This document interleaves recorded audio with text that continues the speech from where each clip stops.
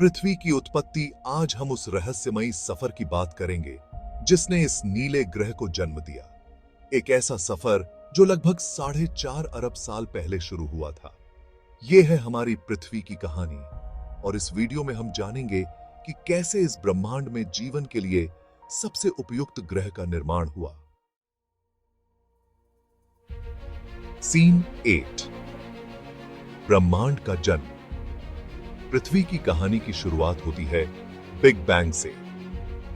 लगभग 13.8 अरब साल पहले एक छोटे से बिंदु से अनंत ऊर्जा का विस्फोट हुआ। इस विस्फोट ने ब्रह्मांड को जन्म दिया और इसे फैलना शुरू कर दिया।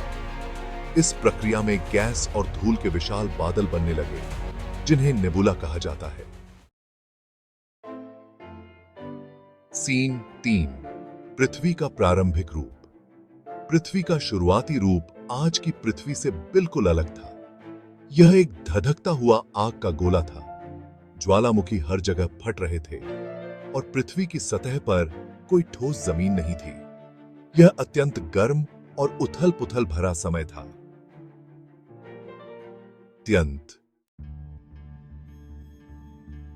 सीन 4, चांद का निर्माण।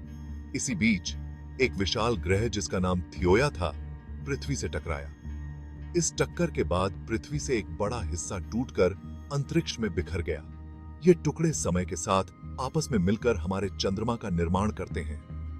चांद ने पृथ्वी के संतुलन और उसके दिन रात के चक्र को स्थिर किया।